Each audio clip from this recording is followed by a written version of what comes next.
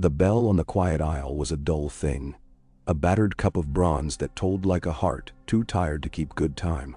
It sounded at first light and last, over the rushes and the kelp-wet stones and the gulls that wheeled with raw throat cries.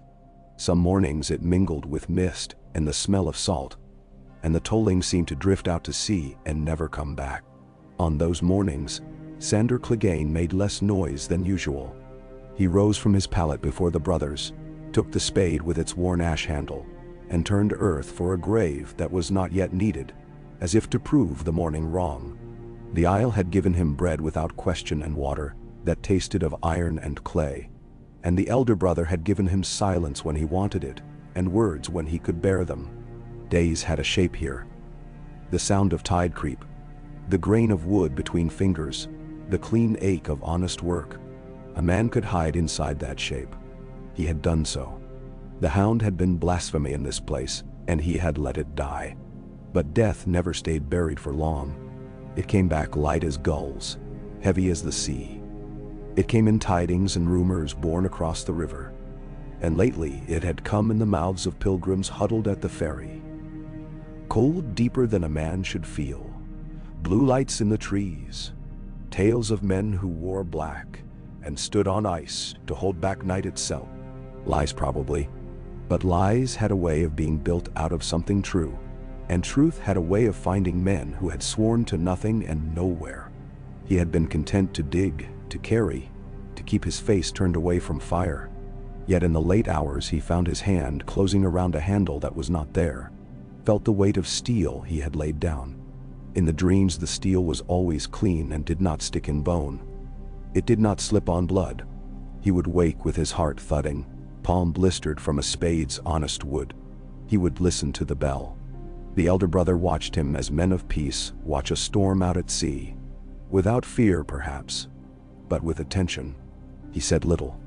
Once, when Sandor lingered by the shore with a piece of driftwood, he was shaping without knowing why. The elder brother came down and stood beside him, ankle deep, the tide lapping their calves with small cold licks. There were clouds stacked on the horizon like a city. The world is going to be itself, whether we watch or not, the elder brother said. But sometimes watching is a way of mending. Mend your dead, Sandor said. They don't complain. They will not complain, the elder brother allowed. But they also cannot change the world. We who breathe have the burden and the chance. And a gull shrieked overhead. Sandor said nothing. He could feel the driftwood under his thumb, the curve he had carved growing true and even. It would have been a good haft for an axe, if one had a mind to match wood to iron and swing it. There were other things. A child who had spent one night on the island after a fever babbled before sleep, and the words slid into Sandor's ear like slivers. They're saying there's fighting at the wall. Castle Black burned the wild men with pitch.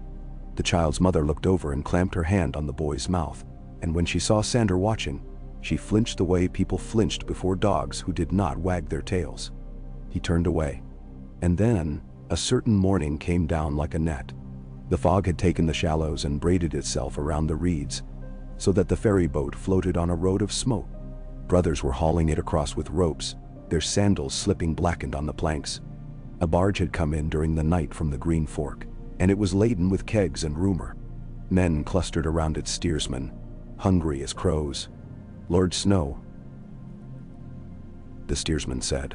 They call him that, though they say he was a bastard.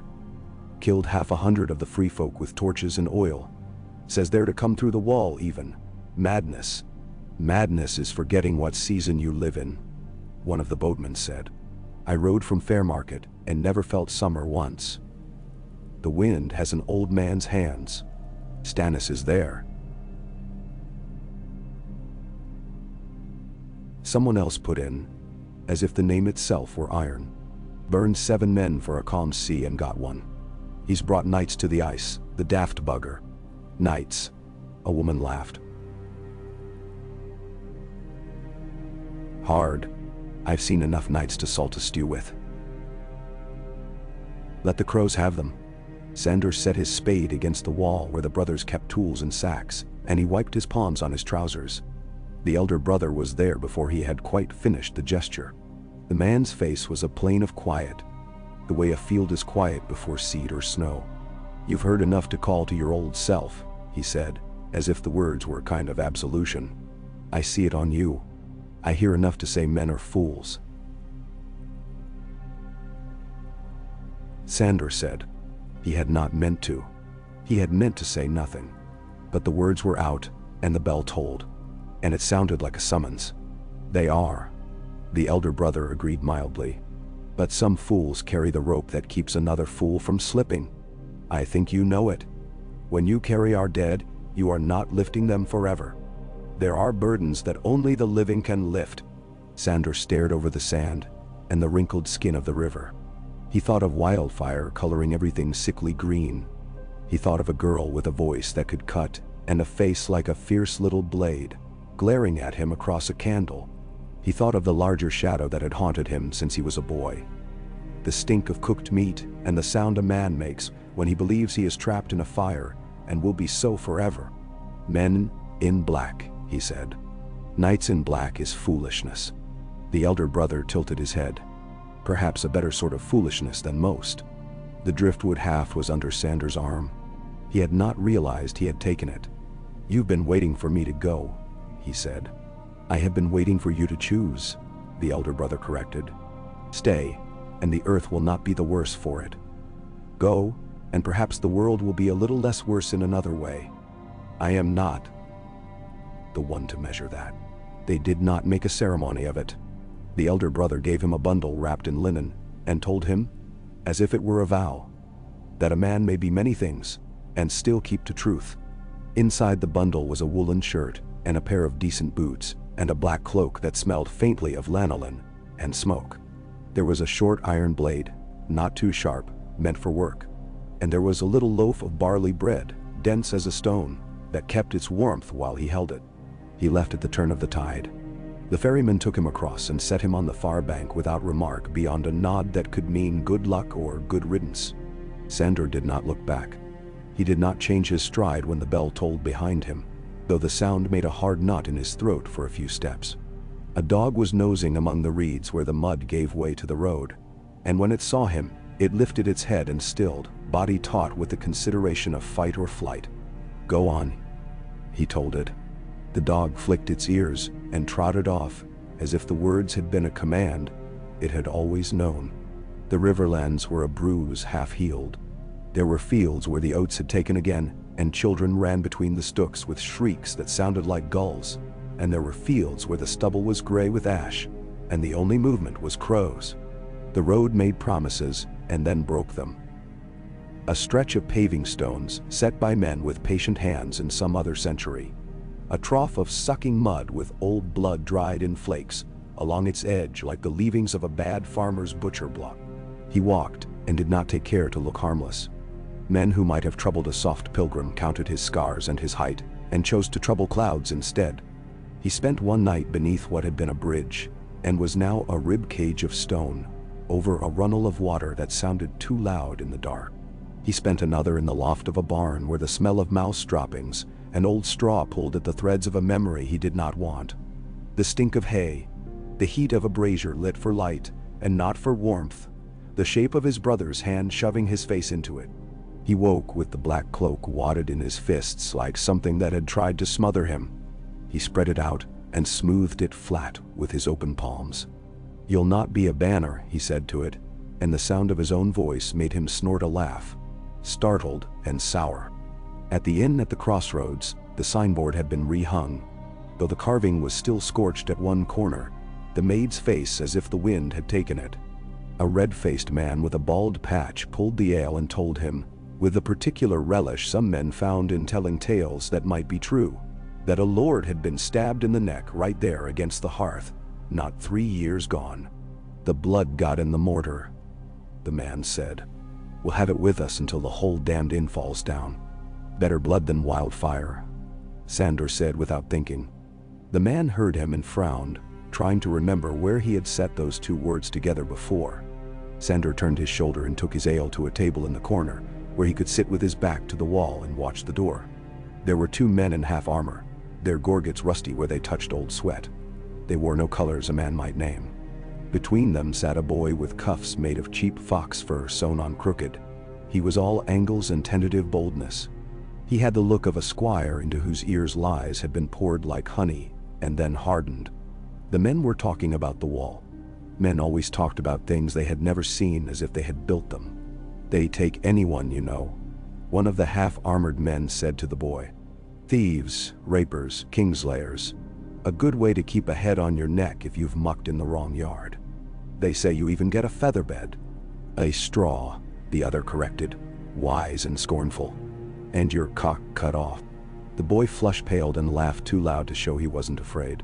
"I never did have a taste for the wall," he said. "Give me a proper shield and horse, and I'll show you what a man can do in the south." Sandor looked at them until the boy's gaze skittered past his and landed on the ale before him like a fly. "A man can do a great deal in the south," Sandor said. "He can burn. He can run. He can watch the men behind him do worse and call it valor. The north has weather that tells the truth." "You've a long nose for truth," the rusty gorget said. "What are you then? One of the Red Woman's knights, off to find your fire up there?" "I've had enough of fire to feed you to bursting," Sandor said mildly. "And I'm no knight." They left him alone after that, and the ale grew thin in his mouth, and later he slept with his cloak over him and his belt fastened.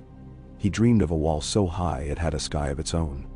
In the morning he bought a length of smoked pork on string and a wedge of hard yellow cheese, and traded a handful of coppers for a pair of decent gloves.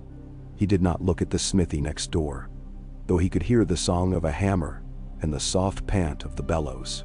The sound lifted the hair on his arms as if it had been a breath. The neck was a different song, green as a bruise, soft as rock. The road dissolved into causeways in places, stones stacked on peat, water peering up through sedge at men, as if it were the world's lidless eye. Once he saw a man standing knee-deep at a distance among the reeds, with a spear whose head was a sharpened bone. The man's hair was plated with mud. They watched each other until the reeds swallowed the man and the path swallowed Sandor, and he went on with the surety that he had not crossed alone. The air tasted of damp old things, as if a man might breathe in one of his grandfather's dreams, and find it settling in his lungs. He came up out of the green soup at last to ground that rang like stone underfoot and lay like iron under the sky. There was a wind now that did not relent, and it smelled of pine and the cold shadow of mountains. Ravens spoke to each other above him, a harsh grammar of appetite. He followed the road by its scars, and the next morning he saw it, a white line along the rim of the world. From a distance, the wall was a thing that seemed possible. Men made walls. They gathered stones and fitted them together and made themselves proud. But as he walked toward it, and the light changed on it, and the wind shoved at his chest as if to warn him back, the wall grew. It grew until it was not a wall, but a cliff that had been persuaded into obedience by old gods, or very patient men. It grew until it was a sky turned on end. His feet stopped without asking him, and he stood and stared. A man who had ridden under king's banners and walked through cities, found the sense of his own size, and put it on again like a shirt he had lost, and thought he would not miss. By the time he reached the gate, the wind had flayed his cheeks raw, and his nose ran. Two men were on the lookout platform above, wrapped in rags and black, and they hailed him with the weary authority of poor soldiers who had no use for pride. He showed them his empty hands and his old scars. "What do you want?" one of them asked, as if all wants were a bad joke. "A place to stand," Sandor said, "and work." They did not scowl at him for trying to be clever. It was too cold for that. They told him to wait. He waited with his cloak tight and his breath smoking, and looked down the road he had walked. The world he had left seemed smaller from here, not just in miles. They let him in, after a time, with creaks and a clang, and a groan of wood that had learned to suffer. Inside the shadow under the wall, the cold was different. It had weight to it and purpose, like a hand that took hold of the bones. He liked it better than heat's drunken fist. Men moved around him with that particular economy. Men learned who could not waste steps. The yard was a sprawl of hard ground and habit. There were targets set up, straw men whose shoulders huddled against the wind. There was a rookery somewhere, and the ravens made a sound like iron poured in a thin stream into water. A man with snow caught in his hair approached him with a set to his shoulders that spoke of rank and doubt. He was not old and not young, and he had a bastard's look. Not because he was poor, but because his face had the kind of quiet that had been made by listening. The scar on Sandor's face made a map in the reflected light off the wall, and the man's eyes took its measure without faltering. "You're Sandor Clegane," the man said. "Not a question. Not exactly. Some called you the Hound." "Some did," Sandor said. "I buried him. There's a graveyard full of names behind all our eyes," the man answered. "I'm Jon Snow, Lord Commander for my sins." Lord, Sandor thought, and took in the boys too young to shave, and the men too used to hard work to pretend to be anything grand. This boy carried Lord like a stone in his pocket, a thing he did not show until he had to. "You've come to take the black?" Jon Snow asked. "You'll not find honor up here, as Southerners call it. You'll find cold and hunger and hard ground. Then trow, I've known dishonor enough." Sandor said, "I can tell the clean from the dirty. I want the clean." They stood in the wind, considering each other like men trying out grips before they take hands. Jon Snow nodded at last. "We don't turn men away for having a past," he said. "Only for having no future we can use. Can you fight?" "I can teach others to," Sandor said. "I can cut wood and dig and keep my mouth shut. I can stand where I'm told and not run." Jon Snow's mouth moved in something that might have been the ghost of a smile. "Good," he said. "We have lads who think a sword is a song and lads who've only ever sung. There's little difference between the two at first. We'll find you a bed. The vows are tonight if you wish. When you're doing a thing, best not to dither," Sandor said. He followed a scarecrow in black to a bare cell with a pallet and a blanket that looked like a slate had been woven, and told the boy to keep his chatter. He sat. His hands ought to have been shaking. They were not. That offended him, somehow. He took the driftwood haft from his bundle and set it at the head of the pallet, as if it were a figure of the stranger, and then snorted at himself and set it against the corner. He had not brought the hound's helm. He had left it in the isle's earth, a time-eaten skull. Yet the absence was a kind of companion. The vows were said under the boughs of a godswood that had not been planted for them. The godswood felt older than the men and older than the wall, and somewhat amused by both.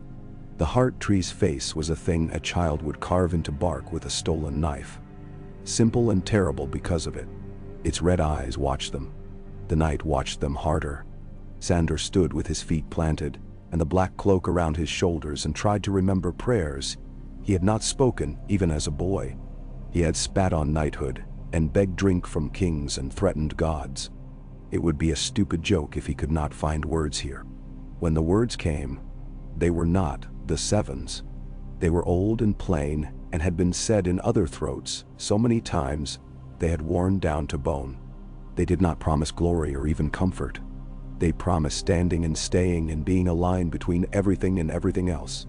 He said what the others said. The words fit in his mouth like a tool he had not known he knew how to use. He was not a pious man. He did not think any gods heard him. What mattered was that the men around him heard him, and that he would hear himself not keeping them. After, men clapped him on the shoulder with that awkward sincerity men have when they are cold and trying to pretend they are not. A long-faced one whose voice always seemed to be announcing a funeral regardless of the topic said, "First you'll learn we've no wood for fires, brother. Then you'll learn how to miss fires less." His name was Ed of something, and he spoke like a man who found the world unsurprising and regrettable. Sandor found he liked him. Ed pointed at a big fellow who might have been handsome if he had not had the expression of a cow told a joke. "Mulder," Eddie said. "Mully for short. If you call him that to his face, he may weep. Not from hurt feelings. He just weeps." Then, Mully blinked and offered a hand the size of a shovel. "Welcome, Pitchy." He said the word like he was handing over a bucket and expected to see it again soon. They put him to work the next day.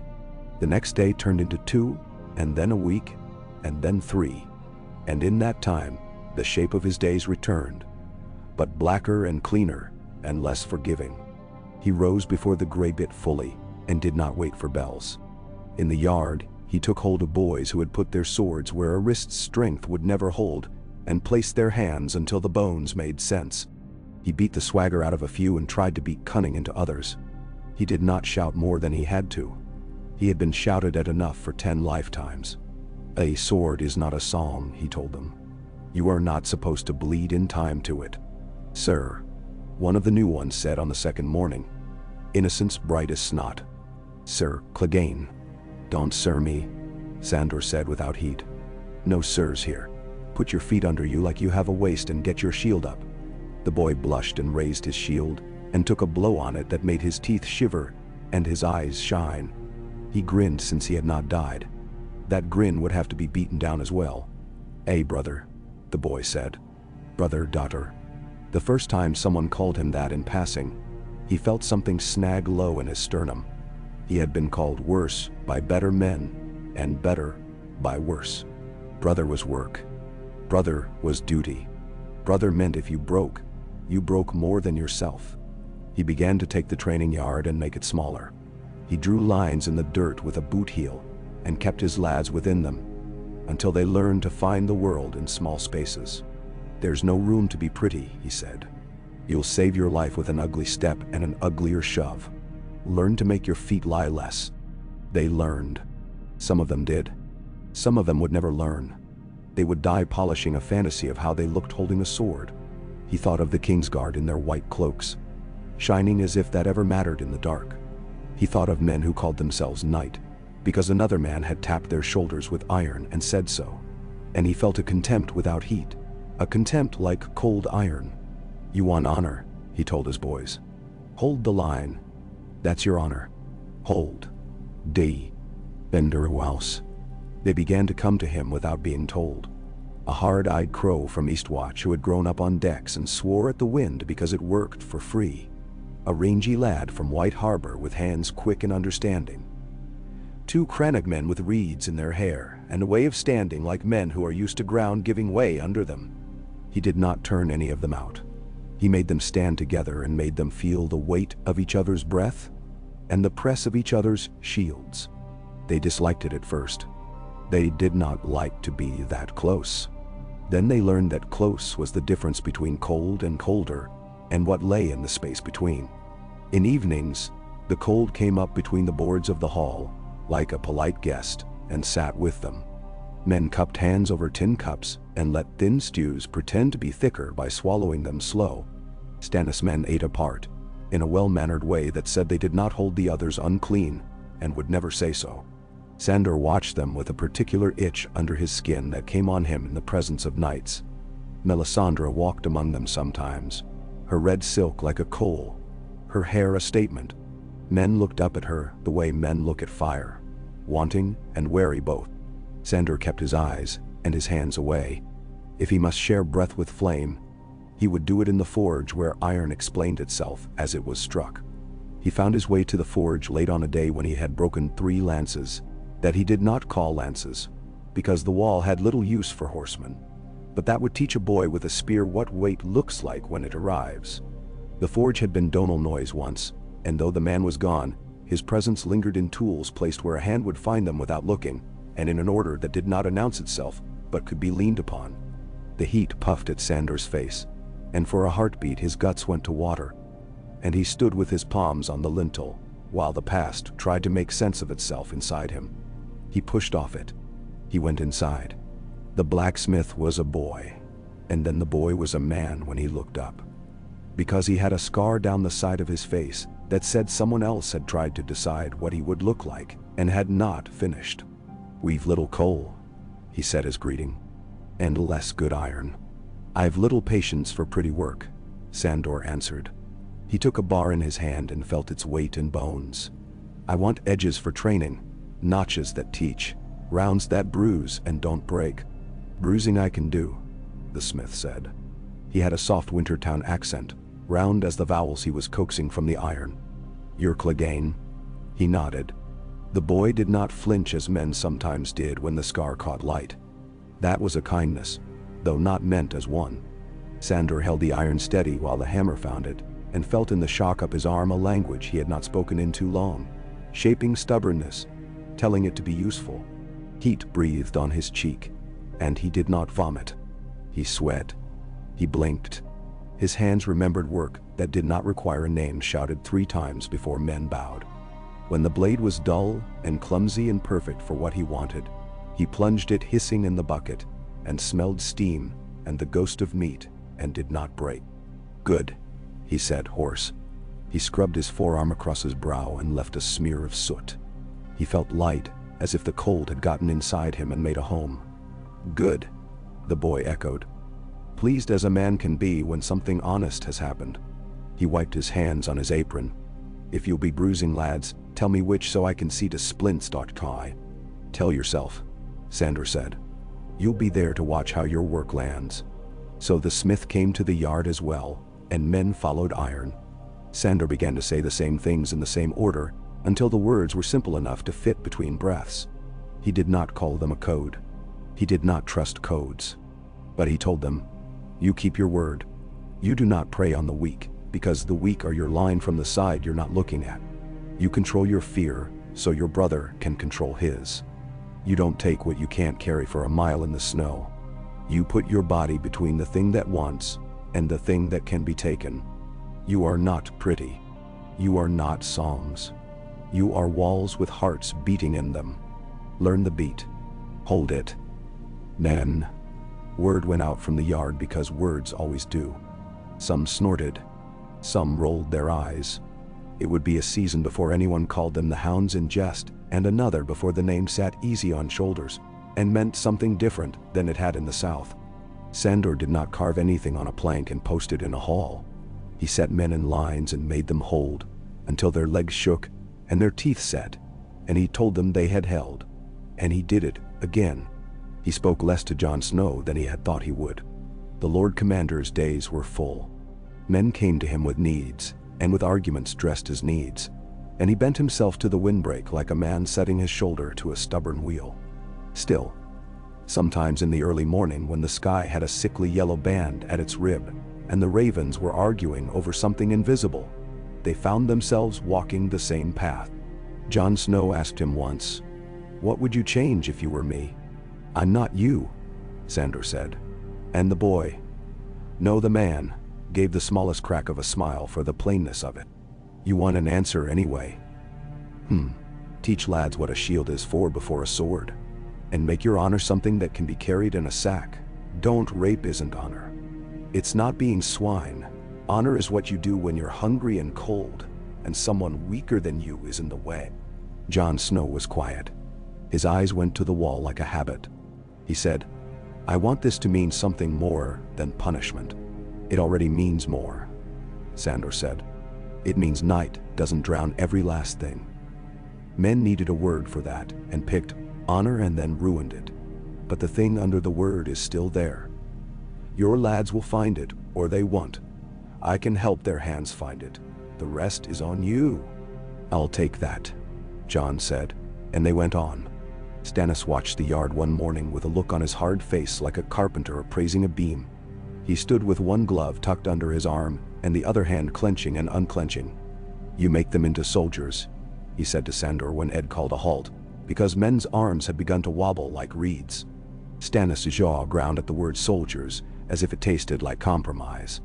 "I make them into men who hold," Sandor said. "Give them banners and you'll break it." "I don't give banners," Stannis said through his teeth, and there was a bleak humor somewhere underneath, a dying fire that would not admit to coals. "Melisandre says, fire will be our sword. Fire is a fine sword for not holding," Sandor said without looking at her. She was there. She was always there when men said fire. He could feel her without turning his head, the way a man can feel the sun on his face when he has kept his eyes closed too long. He kept his eyes on the boys. "I prefer iron you can trust. Fire burns things that need burning," Melisandre said. "Not to him exactly, and not to him. It cleanse, even fear." Sandor's mouth knew better than to answer. "Fear is a beast you teach to heal," he thought. "If you burn it, You burn the part of you that holds the leash." He made a lad move his left foot a hair's breadth. He watched the line improve because of it. He let the improvement warm him. It was the kind of heat he could stand, a heat that worked by inches and stayed where it was put. At night, sometimes, when the wind scoured the towers and the men slept huddled like seals, he would wake with the smell of smoke under his nose and the taste of burning air in his throat. He would sit up and put his bare feet on the frozen boards and breathe until the room was a room again, and the night was only a night. Once he went out into the yard and stood under the wall and looked up until his neck ached. The ice had swallowed starlight and made of it a dim blue glow like priestlight under water. He found in it something as near to prayer as he was likely to come. He said to the ice with his breath smoking, "I will hold." He did not know to whom he spoke, so he spoke to the cold. The first time the Weeper sent a party of his sort down to harry them after the long deep freeze, it came on a morning sharp as the edge of new glass. The sun stayed pale and far behind veils, the way a widow peers from a shutter. A horn blew, the note thin as a bone flute. Men tumbled from the hall and took positions half asleep. Sandor's boys went where he had put them before, feet finding grooves. Fear moved among them like a dog nosing for weakness. He saw where it tried to settle and slapped it away with curses and with ordinary orders. "There. That's your place. Stand in it. You're a bloody door and a door doesn't care who knocks." They came at the gate like a wave with knives in it. There was the stink of them, leather soured with old salt and smoke and unwashed hair, breath like meat gone off. There were women among them with braided hair and flensed looks. Sandor did not think of women, only of where feet went, and where shields lifted, and where the world tried to make a hole, and where they put a body into it. He felt very calm. He saw a man with a foxroot in his beard and a bone bead in his ear, and watched him raise an axe, and heard himself say in a voice that had become the yard's voice, 3 steps forward, "Hold!" They held. The first clang of iron on iron went through Sandor's teeth and into his spine and smiled there. He found a place where a boy's shield arm would give, and put his hand on it, and felt the muscle take the information and fix it. A woman came at him with a long knife cut from a saw and a grin that had nothing to do with joy, and he put the rim of his shield into her, and felt the way bone acknowledges wood. He did not think of her being a woman until later, when Ed was saying something that was probably meant to comfort the boy who'd taken her blade through the lip. When the Weeper's folk pulled back like a tide leaving hurt fish on the stones, the yard was full of breath like steam, and the sound men make when their bodies discover they would like to live. Sandor's boys were bleeding at their wrists and the cords between thumb and forefinger where nerves live and say rude things when they are hurt. There were not many dead. There would be splints as the smith had promised. There would be scars. There would also be men who had learned that fear could be taught not to bark at shadows. It was a good trade. Jon Snow came down without pomp and looked at the ground and looked at the men. "You held," he said, and it was not praise but an accounting. "Good." Sandor shrugged. "We'll do better next time." "You did well enough for this time to have a next," Jon said, letting the smallest bit of warmth show. "It will be spoken of. Let it be done of instead." Sandor muttered, but he did not snarl it. He watched the boys binding each other's wrists. He watched Mully help a Cranagman cut the tip off a glove to keep from mashing a swollen finger, their big and small hands precise as women setting stitches. "You see?" he said to no one. That night, men sang. It was not his kind of song. There were too many words about old glories, and not enough about standing in the right place. But he sat and let it go on around him and chewed meat. He could not taste and drank something thin and brown.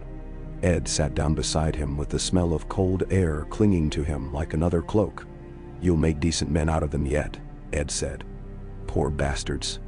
They'll make themselves," Sandor said. "I'm only a voice." "Cheerful," Ed replied. "A man could drown in such mirth," Sandor snorted. He stood and went outside and let the cold lay its hand on the back of his neck, where sweat had damped his hair. He stared up. His breath made ghosts that vanished into the old blue. He thought of the elder brother, and of a bell that had tolled at the edge of his days like a heart, with a rhythm it did not care to share. He thought of a girl who had once said with a sneer sharp as a knife that nights were killers wrapped in silk. He had told her worse things about himself, and she had handed them back to him in a small palm, unafraid. "Night," he said aloud, and the word scuffed across the snow. "This is what a night ought to be." A door. The wall did not answer. He did not need it to. He stood there long enough for the cold to find his knee and make its case. Then he went to find his pallet and the driftwood haft at its head, and sleep with his hands open, because he wanted to wake able to hold something without reminding himself to unclench. At dawn he was in the yard early, and the yard was empty and blank, and made for beginnings. The sky had the color of steel that wants to be a blade, and has not yet been asked. He set his feet and drew lines in the dirt with his heel, long and shallow, and he listened to his own breath. It was not a prayer, and not a promise. It was the way a man's lungs say yes to the world before his mouth knows how. He waited for the boys. They came in ones and twos, with sleep still stuck to the corners of their eyes, and the clink of straps, and that little shiver men have when they know something is going to be asked of them again. He put them where he wanted them. He did not explain overmuch. There was work to be done. There would be battles enough and chances to fail in front of men and songs. For now he made them hold their shields until their arms burned. "This is yours," he said, and tapped his chest with the edge of his hand. "This is not." He tapped the space beyond the rim of the shield. "Make the world believe you." It went on like that, the hour and the hour after, the day and the day after. He did not try for comfort more than a man tries to teach water not to be wet. He taught tasks that could be taken up with numb fingers. He said again and again, "Keep your brother's feet in your mind. You are 2 men wide and 6 men deep. That's where you end. Don't let your honor spill outside it." They laughed less when they were with him and smiled more when they were away. That was fine, she. He was not a singer. He was a man who had had a flame pressed to his face until his beauty turned into a lesson. He had learned it. He would see if he could make it worth the learning. One evening, when the sky was a bruise, and the cold too mean to be ignored, a small boy with a nose that had been broken once brought him a cup. "Hot juice," the boy said, earnest. "Mulled. Brother Mully says you'll drink it and like it." "Does he?" Sandor said. He tipped it and let the heat prick his lip. Spice went up behind his nose and did a small tender violence there. He swallowed and did not look at the candles. He looked at the boy instead. "Tell Mully I'm grateful." "I will," the boy said. And then he added, "Because boys add what they believe will make them big. We hell." "You did," Sandor agreed. "You'll hold better. You'll make better men of me." The boy blinked, surprised by the shape of that notion. He went away wrapped in it like a blanket. Sandor sat with the cup bleeding heat into his hands and listened to the hall breathe.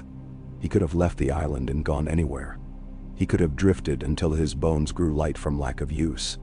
Instead, he had come here and given his mornings to lines drawn in dirt. The dirt did not mind. The men did not mind. The night was watching. He watched back. When sleep took him, it came without fire. He dreamed he stood before a door as wide as a hall and as tall as a town. And beyond it was a night that did not want to be entered, and a cold that wished to turn men to stone so it could place them on a shelf and admire what it had done. Behind him were boys and men who had not learned all their names yet. He held the door. Others came and put their shoulders to it with him. They grunted and swore and laughed, and the door did not move. The night breathed on the crack and went away for a while. When he woke, he was smiling, which startled him and annoyed him, and eased something all at once. There were more days. There were new boys and old men who could not be made new. There were quarrels handled with curses, and with a hand clapped on a shoulder, and with punishment. He dragged a rapist into the yard, and made him look at every man he had eaten with for a fortnight, and listen while they said aloud what kind of peace he had broken, and when they had, he gave the man the choice of the road and the rope. The man took the road. Sandor watched him go with a dislike that sat flat and steady. Knightly virtues did not include mercy for men who had none for others. His code lay in the space a man kept for his brother, not in forgiving what made men less than walls. When the moon thinned to a shard, and then to a whisper, the wind shifted. It brought with it a smell he had not known how to name until he stood with it filling his chest and found the name. Dead cold. This was cold that did not care about men one way or another. This was cold that would keep a thing perfectly forever. He felt the hair on his arms stir under his sleeves as if there were hands there. In the yard, the boys turned their faces upward like wolves hearing a note outside hearing. Again, Sandor said, though no one needed to hear it. Hold. They set their shields. The lines he had made with his boot heel were long gone under boot scuffs and melted snow. The memory of them remained. Men stood where men had stood before. His voice carried into the hard air. There would be a day, perhaps soon, when the thing that came against them would not be breath and hunger and knives, but something that carried the cold inside it like a will. On that day, pretty would be a prayer to which the night would not listen. On that day, only the plain stubborn truth of standing would have a voice. He gazed at his men and thought, without softness, that they would please him that day or they would not. And if they did not, he would hold anyway. He thought, and the thought warmed him like a rough blanket, that he had made from his ruins a wall men could lean against, and that the name of night might be saved from songs by men who never wore it. He breathed, and the day breathed with him, and the sound of the hammer in the forge came back like a heart that had decided its work was not finished. He took his place. He lifted his shield. The cold touched his cheek like a blessing and like a warning. He gripped the haft he had carried since the river and felt its grain under his palm, the curve he had carved with his thumb. He looked at the line of them. He nodded. The world was going to be itself, whether they watched or not. They would watch. They would mend what they could by standing where they were set. Oh, Kai. They came with banners that did not belong to this place, and with a smell like cedar chests opened after too many damp years. Queen Salice's train made a procession of Castle Black's yard, turning its familiar bruises into a stage. The queen's face was all points. Chin, nose, the angle of her mouth. Faith had polished those corners until they cut.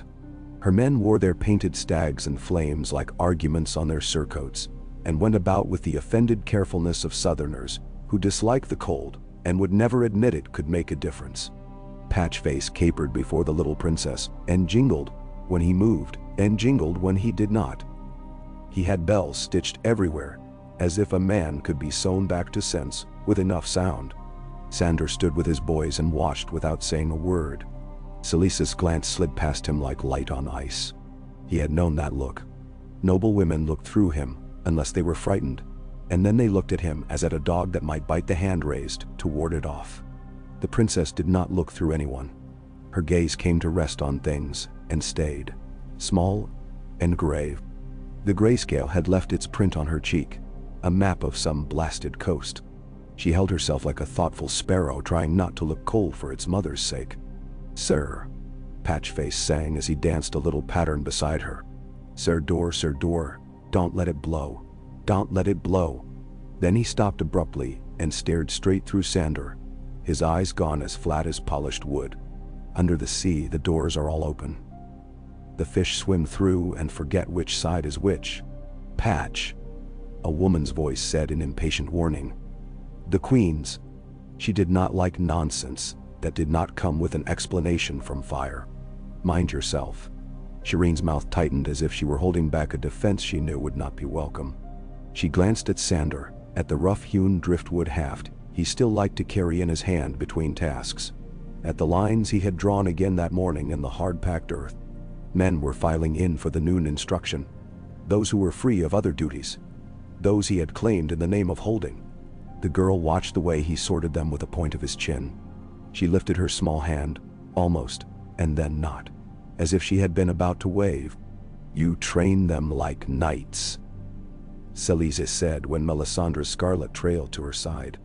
The queen had turned her head now, pinning him with that narrow gaze. "You set them to dance in files. Knights." Sandor answered. "Do not tend to stand where they are put when standing means they won't be noticed. He left it there. If she heard the scorn he did not sharpen, that was her own affair. Melisandre smiled in that courteous way that made men remember the first time they had stared too near at a hearth and felt something in them lean toward it. There are many kinds of knighthood, she said, as if agreeing with him. There are few that are worth having, he said, and then turned on his heel and left queens to their queenship. He did not like the feel of Melisandre's eyes between his shoulders. It felt like a brand touched lightly to skin to remind it of what it had once felt like pressed there. In the yard the men fell into their places. The lines he had gouged were not perfectly straight now. Boots and days had chewed them, as seasons chew at anything men pretend will stay. It pleased him that the memory remained all the same. Right hands? He said, and half the men lifted their shields wrong, because that was what men do when told a thing that sounds simple. You're not rubbing iron on iron when you're dead, he added, and the wrong hands turned right. He had scavenged shields and coaxed them into what he wanted. Rough ovals with leather edges, some made from old barrel staves shaved with a cooper's patience and pegged together, some cut from door planks with iron rings bolted across the backs, some little more than boards with handles but heavy and honest.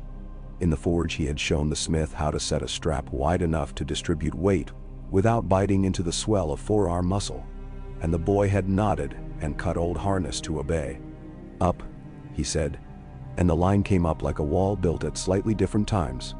Step, press, breathe in the same breath. That's a trick. Try it. They tried. Breath is a herd animal. It wants to run when others run. Their chests rose, almost as one. He had them hold it and then let it out slowly, and had them hear the sound of it leaving. The sound made a soft tide along the shields. He wanted that sound in their ears when the world shouted something else. Leathers had started standing with them, of his own accord. The wildling's name fit in the mouth with a snap. He was as tough as his tanned hides, and almost as quiet. Sandor did not like to name helpers, not with names that sounded like rank, but the men began to look to Leathers the way a horse picks out the one who knows where the water is. He did not stop it. Step, Sandor said, and Leathers moved with the line, still as a tree from the waist up and sure-footed as a hunter below. Hook, Sandor said, and the first and fourth men in each file slashed their shield rims out a hand's breadth and back, catching an imaginary shin they had been told would arrive. Again. A little later the queen's man with the weathered face and the hide-bound jaw came to the lip of the yard and scowled at the noise. Axel Florent had a look like a book someone had left in the rain. Fine old binding made ugly by stubborn soaking. He watched two of Sandor's boys fall and rise without peevishness. Watched the third lift his comrade's shield for him until the arm that had gone dead woke and took its weight again. These men are not knights, he said at last, as if pronouncing a diagnosis. Good, Sandor said, and had three more men change places without changing the shape of the line. Then they want break to play at duels. A murmur went through Salice's attendants like silk turning in a trunk. Iron Emmett had come along the edge of the yard and was smiling his small-built smile. A craftsman's approval at someone else's craft well applied. We'll have you in the practice yard of the Seven next, Emmett called. We'll be pretty as pinwheels when we're done.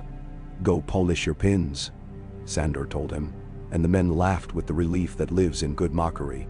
Emmett did play at prettiness more than some, but he had wrists like iron rivets and a forearm he knew how to set. He came into Sandor's lines when he had no one else to beat, and took orders like a man who understood the use of that. Bowen Marsh watched from shadow. He watched everything these days, and took it in like a man who ate something he did not trust and hoped not to need. Sandor let him watch. He did not change a thing for his eyes. Men who go about with their mouths full of duty and their bellies empty of nerve will not be won with talk. They will be won if there is anything left in them by something that looks like the duty they think they own. Again, Sandor said. Sweat froze in little silver beads on beards and brows as the day faltered into more cold. When the men were dismissed, going slack as ropes on a deck when the strain lets go, Shireen stood near the forge. Patchface was in a corner of the yard talking to a raven in a soft instructing sing-song about swimming under stones. The queen had gone. Clegane did not care for the yard. It had too many men in it, and too few signs that promised cleansing through flame. "You look like a picture in one of my books," the girl said when Sandor came near. She spoke simply, as if she were saying good morning to a chicken. He was not flattered and did not bridle. Children's talk could be honest or cruel without malice. He looked at her and waited. She seemed to gather up courage, like a cloak around small shoulders. "There was a story about a knight of doors," she said. "He stood in a broken castle a long time ago, and would not go to feast or to a bed with furs.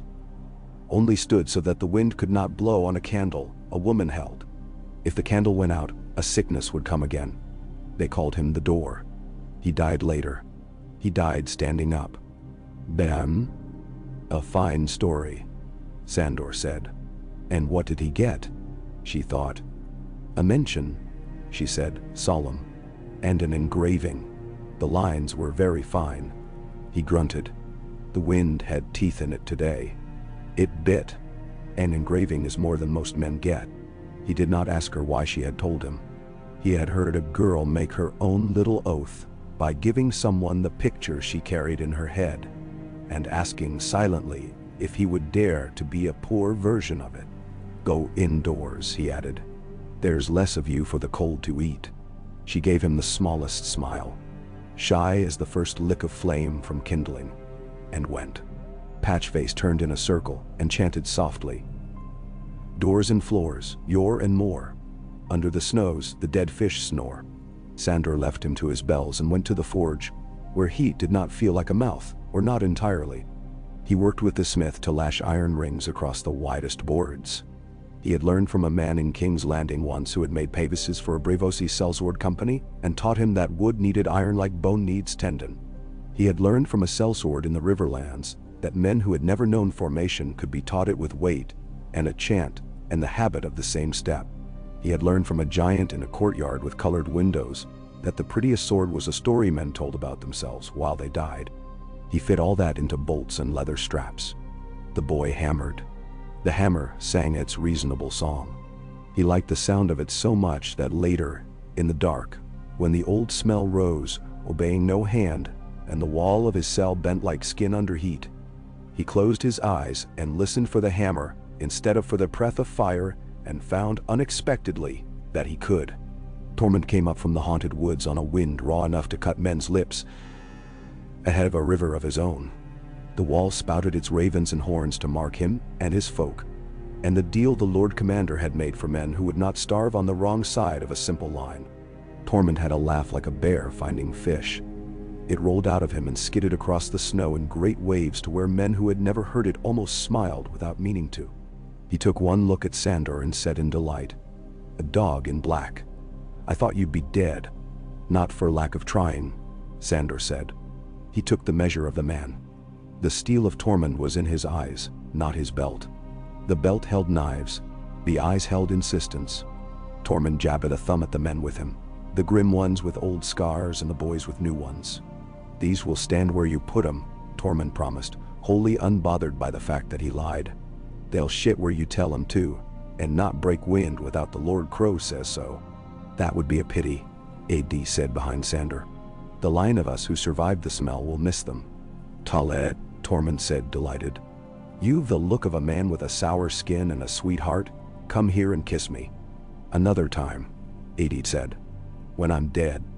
Sandor set Tormund's hard men in the second rank of a practice file and put boys behind them.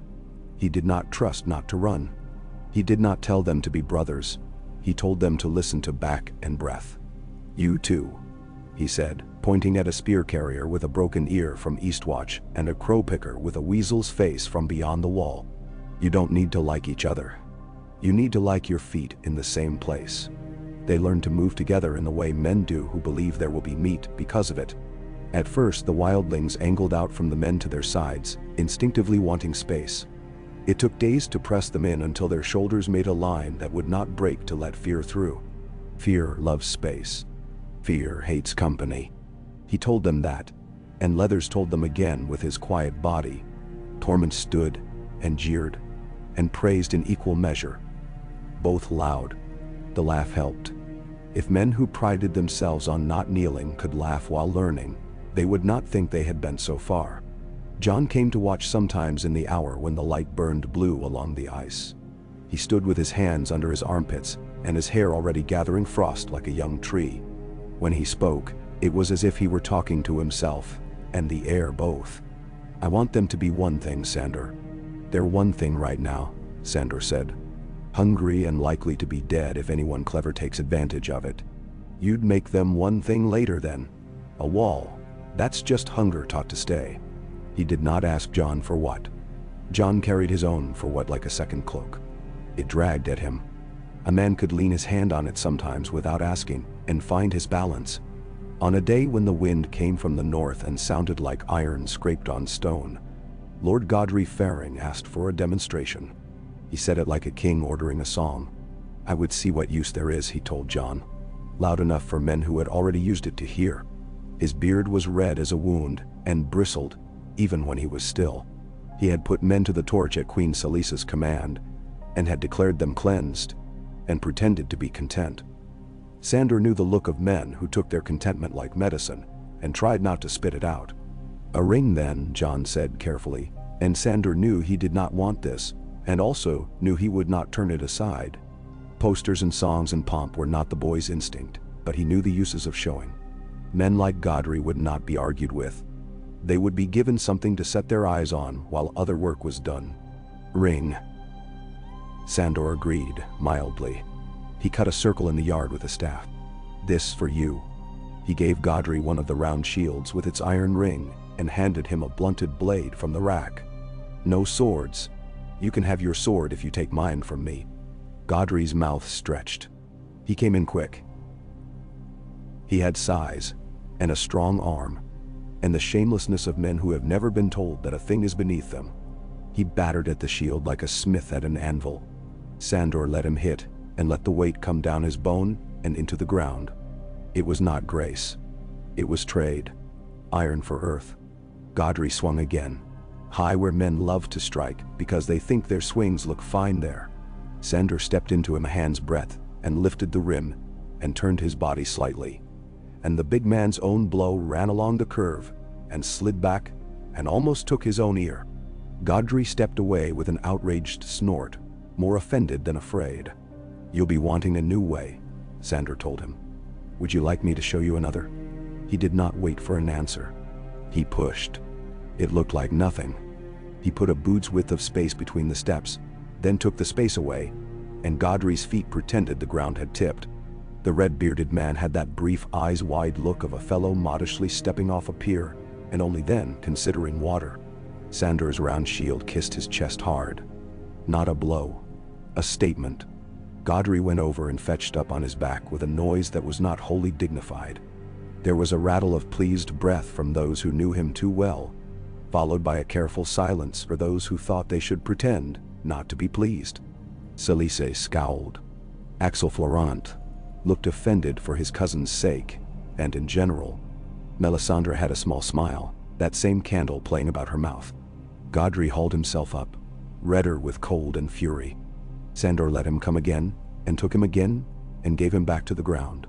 And then, because enough is as good as a feast if you are not a pig, he stepped back and lowered his shield.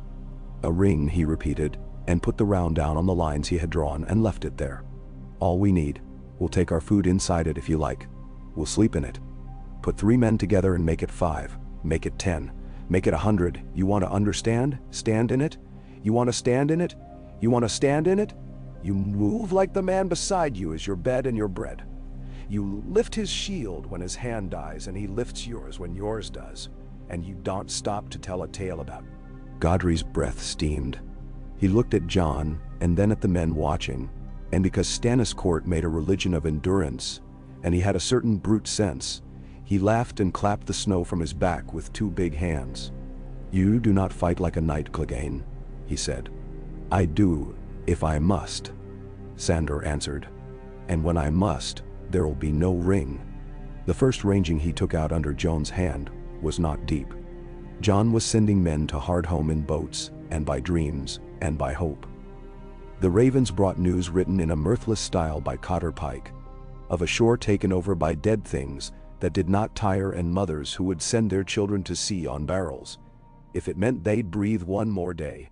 Sandor did not ask to go there. The sea and fire shared a cousinage he did not care to revisit.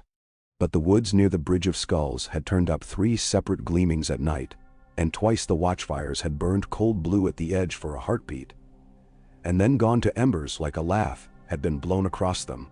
A small party, John said. Shields. Lines, Sandor corrected, and John made a face like a man who knows another is right and would like very much not to admit it. They went out with 12. Too few for arrogance, enough not to look like a lamb tied to a stake. Leathers, Emmett, Mully, the smith. A Clegane with a laugh like a duck who could move through brush without bending it. 2 of Tormund's men came, reluctantly, and with interest both. They had knives whose handles had been shaped by their father's hands. Sandor took one of the rings and they carried it like a cartwheel between them, 2 at a time, passing it to the next pair when arms shook. Men need things they can touch when they are to believe in shapes the mind makes. The ring would do that. It made their talk shorter. The woods were tight. The trees leaned in close like neighbors with bad tempers. Snow made a thin skin over old leaves and whispered when they broke it, saying little old sibilant things. By dusk, the light had gone gray inside the branches. They found the village by smell. You cannot hide where men have burned wood and boiled meat and pissed behind the same tree all winter. It lay like a story of itself. Half-collapsed roofs, broken fences shaped like ribs, a circle of stones blackened from a big fire that had been anger and work both.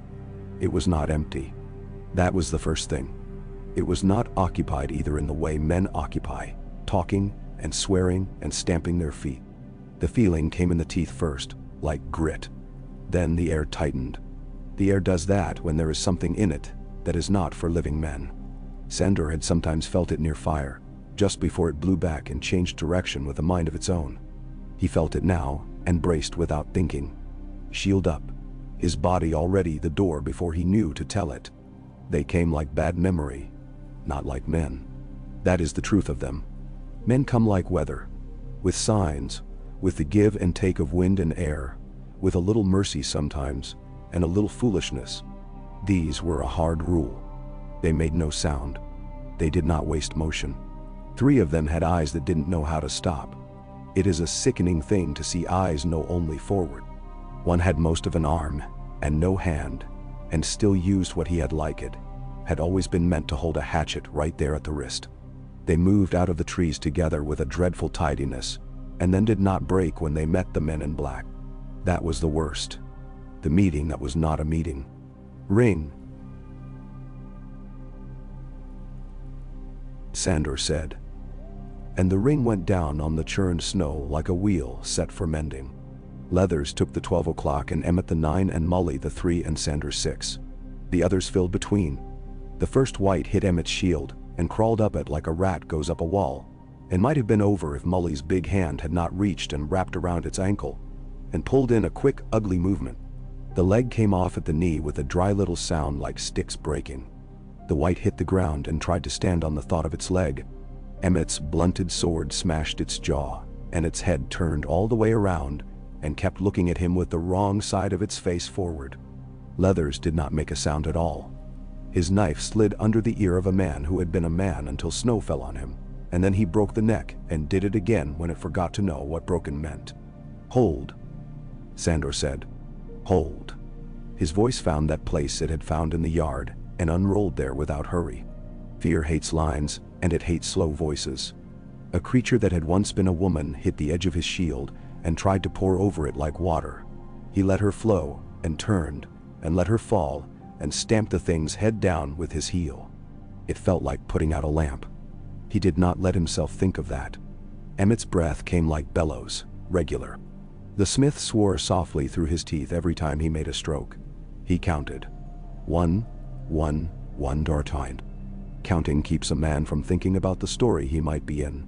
The Clegane laughed once, just a breath of a laugh, when a hand that had been crawling on its own little business went by, and he trod on it as if it were a crab. Tormund's men shouted obscenities at the dead, that would have made their mothers proud if their mothers had still been here to critique the phrases and offer improvements. The obscenities helped. Men remember they are men when they blaspheme at the right thing. Fire, Mully said after a time. It had been a little while. It had been a year. Time does what it can with itself when the cold is busy. Sandor tasted iron, and it was not all from his mouth. A torch, Mully said again, not pleading, saying, "Brother." Sandor had known the weight of his own bowels all day. They sat innocently under his belt and asked no questions. Now they asked one. The ring held. The world outside did not like that and began to make new arguments. From the trees came a sound like ice thinking. Something far back in Sandor's neck shivered.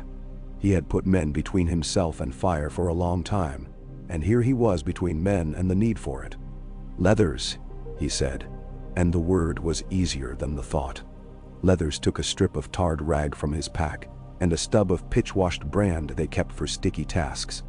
He threw the torch to Mully. The big man caught it with that absurdly soft care his hands could find. Sandor took a breath and went where he had not wanted to go.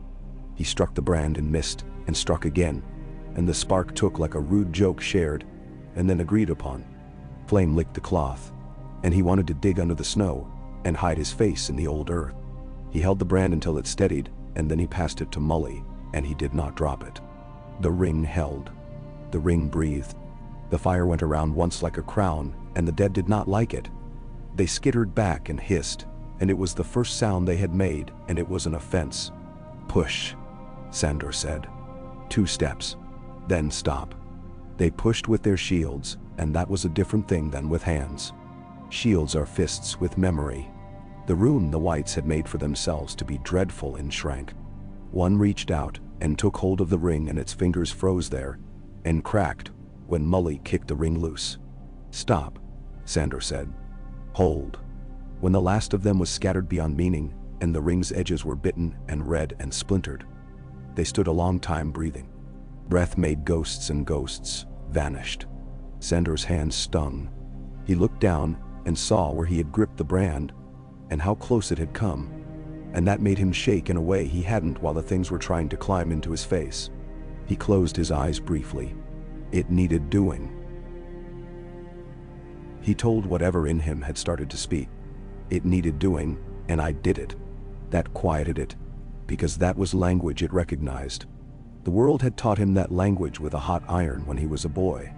It was only fair to put it to better use now. They went through the village like men who have defied a thing and want to be sure it has heard them. There was no heartbeat under any of it. They found a bundle of rags under boards and drew up short until the rags cried, hoarse and little and offended. A child. It came away from the shadows where it had been stuck like something suctioned out of a shell. It stared at them as if sure they had been born to steal it, the way men's hands did. It could barely keep its eyes open and was angry about that too. Emmett took it because his hands were clean in a way men notice without needing words. He tucked it under his cloak, and the cloak made a small house that steamed. "Hush," he said, as if to a blade. "Brother." On the way back the air did not tighten again. Men began to talk in the slightly relieved way of people who have discovered they are not yet finished paying. The ring weighed no more than it had when they had taken it out, but it felt heavier because men know the weight of a thing after they have held it for a reason. They brought the bundle to Castle Black and gave it to a woman the free folk had brought with them who had lost 2 of her own and had hands that were angry enough to keep another thing alive. Emmett stood like a man who has been used to standing and did not know what to do with his feet now. Patchface came and said, "When a fish swims in a bucket, it thinks the bucket is the sea," and Emmett looked at him as if he'd struck him. Then he laughed the laugh that makes your ribs ache and patted the fool on the head and walked away. John listened to the account in silence. He did not say brave or clever. He said what mattered. "You held." Then he unrolled one of Cotter Pike's letters and read it again in his head, and let his mouth show the disgust of a man who has taken a bad taste in, like a sacrament, and must not spit it out. "I need you to teach the ones who will come in from the other side of that," he said finally, nodding vaguely toward the north as if the words could reach that far and ride a raven backwards. "We cannot do this alone." "You won't," Sandor said. so long as men will stand where they're put. Some nights he sat with Leathers and the smith in the shadow of the keep, and they made a little litany between themselves without calling it such. Simple truths settle better if you do not make them proud of themselves. This was theirs. I hold my ground. Leathers would say it as if he had said it every day of his life out loud and in the places in his head where language went to sleep. I keep my breath the same as yours, the smith would answer, plain. I take the weight and give the ground only when it is part of standing. Sandor would finish, and between the three of them, the thing was a braid. Men who heard started saying it too before battle drill, almost under their breath. Like men say the name of a woman they loved before they walk into a place they might not leave. And then afterwards, when they did leave, they kept the word in their mouths like a stubborn toothpick. Ed called it the dog's prayer once, and the lads laughed at that, but they kept saying it. Tormund took it and made it coarser, and then better. I keep my brother's feet where my feet say, he added in a booming voice, and slapped Leathers on the back so hard that the quiet man rocked on his heels and smiled without parting his lips. When men from the skirling passes who had thrown their javelins and then turned to run, stood long enough once to feel their shoulders touch with crows and not burn for it, they took to the litany too, and bellowed it, and put their own names for it on it, in their own tents. It did not matter what they called it so long as it put their feet where feet ought to go. Queen Selese's septon tried to make a sermon of it and call it a catechism. And Sandor told him, gently by his standards, to stuff it in his robe and sit on it until the spring. Words get ruined by men who want to own them, he said to Ed later as they stood at the manure heap throwing frozen clods into a barrow. Better to use them and let them go. You've gone right philosophical, Eddie D observed. Hold still while I fetch a candle and a bare head to anoint. Patchface began sometimes to walk along the line when the boys were training and say, door, door, shut the roar, in time to their steps. It made them grin when they did not want to. It made them less likely to run when they wanted to. Sandor did not stop him. Melisandre watched from a shadow more attentively than most shadows and did not smile. Joan's troubles spread out like cracks in river ice when the wind shifts. The shield hall murmured. Men liked what Sandor did with their muscles when they were under his eye and resented it when they were not. Men liked their bellies full, and their bellies were not. Bowen Marsh's mouth grew more pinched by the day, as if he were always tasting the moment he would be forced to swallow something sour, and wanted to prepare. You bring wolves among sheep, he told John one evening. Not meaning the direwolves. You give meat to men who would have stolen it. I give bread to men who will stand on the wall, John answered, calm as a rope under strain. I make them debtors of the life they'll keep because of it. I make them brother to the men they would have stolen from. That is not how debt works, Bowen said. And he had a lifetime's practice living like a ledger in a hall and finding it sufficient. He did not look at Sandor when he said it. He looked through him. Sandor did not mind being a pane of old glass between stubborn men and the wind. He had been worse. At dusk one day, the sky went the pale blue of an old bruise, and John sent for Sandor with that quick motion he had when he feared that if he let the thought sit in his head, it would take root and become unmovable. There will be another parley, he said. Tormund says he can bring more. I want them to see the line, not a sword dance. The line. We'll set it out where there's room, Sandor said. He looked at the yard, too cluttered with wagons and Queen Selese's stuff. He looked at the stretch south of the wall where sledges had worn tracks. There, they set up the ring, 2 of them in fact, because Sandor liked to plan for one to be broken without losing the story of the shape. They put his boys in it with spears, and with the heavy short-hafted axes he had bullied out of the smith and trained them to use in a pinch when a spear would tangle and a sword would make men think of heroes. The free folk came up out of the woods like a thaw. Not in a plodding column, but in a slosh of people that became a stream because the land asked it to. Women with children tied to their bodies and knives in their hands. Men with those light steps that say the hip and knee learn to bend together. Elders who neither complained nor pretended not to be tired. Tormund walked at their head, but you could see all the while that he did not think he owned them. He had been given their motion for a time, and lent them his laugh, and they would take it back when they wanted to. Sandor had his line advance, and then halt, and then open to let a group pass through the ring. He had them close again around the next group and hold. He had them step and breathe. He wanted the free folk to see a shape they could trust not to bite them. He wanted the men in black to feel themselves not opening onto panic. A boy from the gift stood with the spear butt set and watched a wildling who had scars down his arms like licks of flame and saw to his shock. The man grinned at him and nod as if to say, "There, now you're beginning." That helped. Down the line, Queen Selisi pursed her mouth. She wanted ownership of this shape as she wanted ownership of the fire. She began to speak to Axel, already collecting phrases Melisandre could bless and make doctrine. Sandor felt the itch of it along his spine and ignored it as he ignored fleas until they became unbearable, and then scratched them with the back of his knife. The princess stood on a sledge and beat her mittens together for warmth and looked very intently at the way the lines made and unmade themselves. Patchface danced a little pitter with his bells muffled in rag, looking like a jester whose sadness had been wrapped to keep it from freezing. Afterwards, Tormund clapped Sandor on the shoulder so hard he nearly made him set his teeth on his tongue. "You kneelers do a thing with numbers," he said. "I like this number trick. You take men and make them one thing. I've made men into one thing before. Usually that one thing is a mess. This is better. It will be only as good," Sandor said. "As your men are at thinking of themselves as less than they are when they're alone." Tormund laughed until his face went purple and tears froze in his beard. He roared. "There's the truth. We like to think we're great men.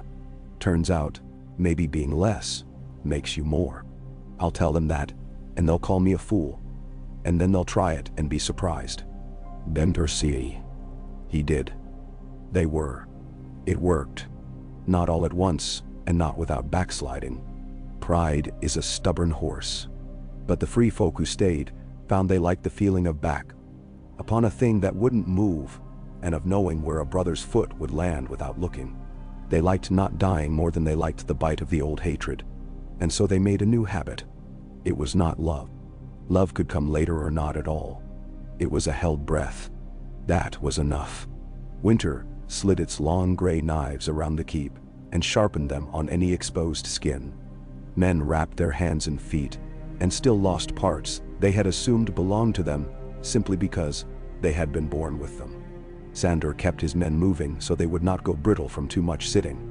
He made games of weight and balance when they were within doors. How many shoulders on a bench before the bench would tip? How to hold a beam so it could be carried between 3 men through a doorway without one taking all the strain.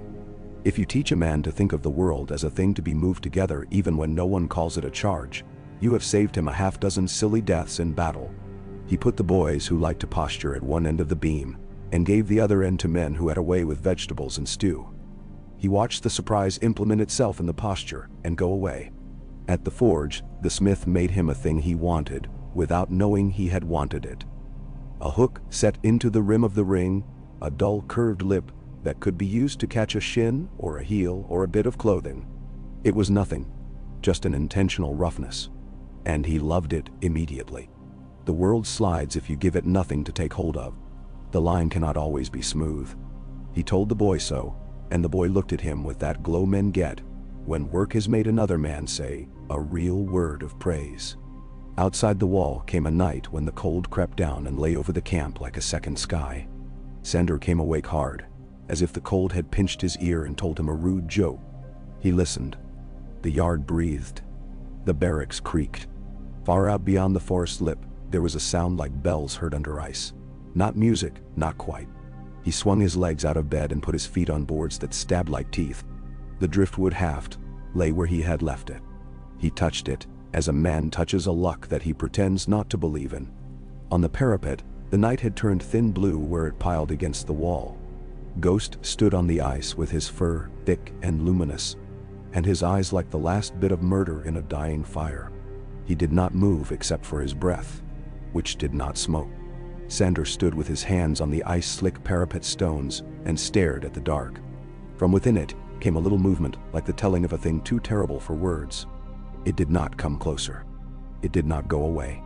It came like a thought, and then it was gone. Behind him, a steward shivered into the observatory with a pot of something that pretended to be broth. "I hate this," the boy confessed. "Not to anyone and to everyone. I hate this so much," Ed said from gloom like a salt pillar. "We all do, and yet it keeps not caring. Hold it in mind. The cold is not your enemy. The thing with the cold in it is. Nemsi. Philosophers." Sandor growled again, and felt the corner of his mouth move. Ghost turned and looked at him as if to say, "Oh, so you finally got the joke," and then went on being a wolf and a part of a boy, and something else as well. The letters from Hardhome got worse. Cotterpike knew the value of a flat tone but could not entirely sand off the edges of what came. "They won't come into the boats by order," he wrote. "They come by hunger. There are too many children to do it quick. There's something in the woods that lights blue at night and counts us. It doesn't like the water. If you send a knight, send one with an oar." Nay. John had to choose among bads. He did it like a man paying out rope. Hands light, not clutching when a knot caught, but working it free with his nails. He sent small parties because big ones would be taken. He sent them with a ring, and the litany and leathers and mully and sometimes Sandor. Because Sandor's hand on men's shoulders sent sense down into their muscles. Sometimes he kept him back, because a thing this new needed a voice the others knew would be there the next dawn. On a day when the air was so brittle, a man could have snapped it like a twig, and when there was less light at noon than there had been in the morning, Sandor buried a brother who had taken his own life. He did it with the care he gave to oath-breaking and to mercy both, neither with songs nor with contempt, but with the exact measure of earth. The elder brother would have liked that, he thought with a slow amusement that did not rise as far as his mouth. The man had been quiet and drank little, and had not wanted to make a fuss. Sandor said the litany low and meant it. He did not say prayers. He did not say the seven's names. He tamped the soil and his boot left the print of its heel. He smoothed it with his palm until the boot was forgotten, and a man might rest there whether he knew it or not. That night, coming away from the yard after too much talking with men who wanted him to decide where they ought to put their feelings, he found Shireen sitting on a barrel in a corner out of the wind, a book on her lap, an extra scarf tied around her chin like a practical old woman. She looked up with that precise attention of hers. "They say you were burned," she said, and when he did not answer at once, she added firmly, "I can see.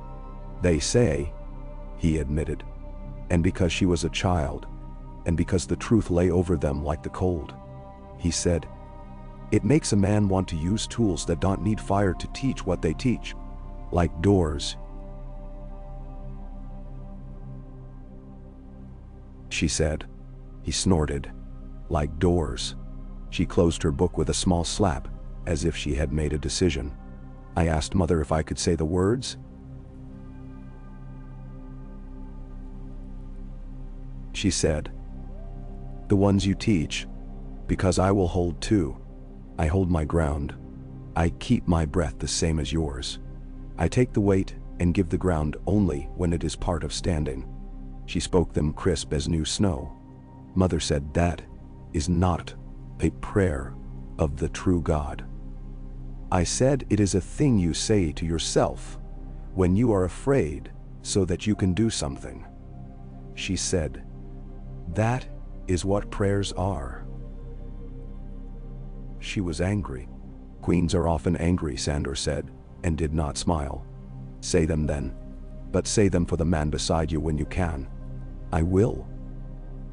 She promised like a knight promises a thing in the Psalms, and then keeps it even when it costs him the keeping of his head.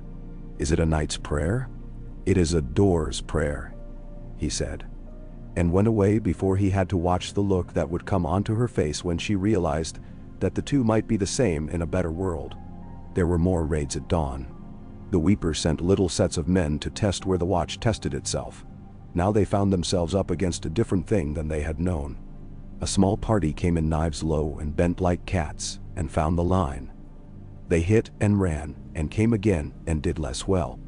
Then the day after they sent a bigger party and a giant came with them. One of the ones who had come south hungry and frightened and bound to man's radar by fear of colder things. This one had decided that men in black were as good an enemy as any to keep him warm. Sandor had wanted a giant, in truth. He wanted to see how the line worked when a great thing leaned on it. You cannot know a beam until a storm has pushed on it from the right quarter. The giant came with a fir trunk in his hands and a look in his small eyes, like a smart cow that has just taken its bellow into its own throat for a joke, and liked the way it sounded.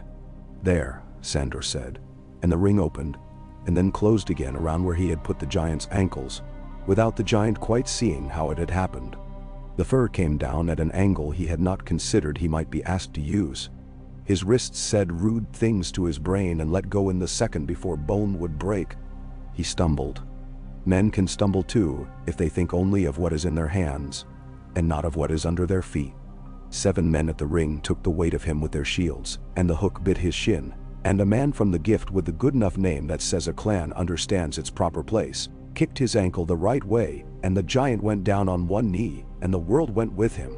"Back," Sandor said. When some of the boys would have surged inside to poke at a mountain with little knives. "Back. You do not crowd a falling house. It will crush you, and pretend it never knew you were there." They backed. The giant tried to get up and his weight slid. His eyes went wider. He laughed. A big sound that found the men behind him and made them uncertain whether it was meant for laughter. He put a hand on the ground to push himself, and the ground was ice. He went down on his face, and the ring moved.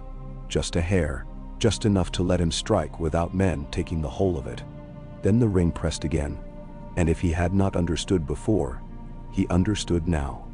A thing had been done to him that had not disrespected his size, but had decided it was not the deciding thing here. Calmly, as if a man had simply gotten drunk and needed assistance, the ring guided him away, step by careful step, until he chose to go rather than keep finding new ways to be ridiculous. He went, laughing all the while, and took some of the weeper's will with him in the going. "We'll have to kill one someday," Ed remarked when they were inside again, warming their hands over nothing. "I don't much like their feet, but it is pleasing to topple a hill without it falling on you. It will fall on someone next week."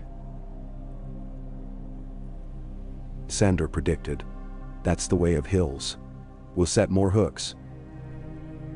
"Penbow." Snow came in earnest. It made the world bell quiet and shifted the ways men had to walk. Sandor set his lads to breaking trails, not where men felt like going, but where men ought to go later at speed. When you think about lines long enough, you see them on the ground where other men see stretches of blank. He made paths that bent at places where a man could be covered by a rock and a low wall, and not shot from 2 angles. He made tracks that seemed shorter, and were in truth so because a man's lungs do not know any mathematics except the one that says a breath well timed is a life you keep. He taught them that a shield will carry a man on it if men's hands are under it and not their vanity. There were small kindnesses that turned into parts of the line. The woman with the dead children took a turn stirring the pot for men drilling in the yard, and told them in precise words how she had kept her infants warm in the snow for 4 days, with nothing but human bodies to do it. They listened because she used the tone of a person explaining how to tie a knot. A boy from Barrowton fell in the forge and burned his forearm down its length, a slick red tongue where the skin had been. The smith doused the hurt with thick snow, and he howled through his teeth. And Sandor stood in the doorway with his jaws set, and did not look away, and the boy looked at him, and flung his head back with something like defiance at his own pain. And Sandor nodded once, and later when the boy came to set his shield, he set it with his burned hand because he had told himself he would do that, and then do it again and again, until his arm... The day before the letters changed from bad to very bad, before John read a scrap that had come south like filth on a river, and frowned and folded it, and said, "There are games at Winterfell. The Queen had a fire lit in the yard for the purposes of worship. She had taken one from men elsewhere." She listened to Melisandre say, a thing that sounded to Sandor like words spoken into a mirror, for the pleasure of watching them come back with their hair combed. He stood with his arms folded and his mouth a line, so he would not say a thing that would get him pulled into the wrong quarrel. Shireen stood with her hands clasped and her lip caught between her teeth. and watched the flame with more sorrow than desire. Perhaps she had had enough of fire in stories and on cheeks. When Melisandre's voice rose and fell and rose again, a heavy-headed log shifted in the brazier and sent a sheet of sparks up with a huff. Men flinched. Sandor did not move. He made his breath stable through an act of will and measured his pulse by it. The sparks fell and died on his cloak. The red woman turned her head very slightly and saw that. She inclined her head a fraction, as if to the truth that the world was large and many kinds of standing had purchase here. Bowen Marsh met Sandor that evening with his mouth sour and his eyes red. Lord Clegane told this tale to his men, he said without introduction. The one about the line. He called it a prayer. I don't know Lord Clegane, Sandor answered, patient as a door. But if he needs a word to stand by, I won't steal it away out of spite. It isn't our way, Bowen said stubbornly. But it sounded like a man hearing his own voice for the first time, and finding its tone not to his liking. We swear to no goddess but duty. We do not chant, we walk. Sandor said. We hold. We can do that with our mouths shut if your ears like it better. He went his way then, because he had men to set on posts, and Bowen could keep his quarrels to himself if he wanted. In the yard, two of the wildling boys were arguing about how far apart feet ought to be in the first step of a push. They were doing it with earnest hands and demonstration and surprise at themselves. It warmed Sandor as meat would have. He put their feet where they needed to go, and watched their faces change when their bodies told them so. And then he made them do it again, until their faces learned it too.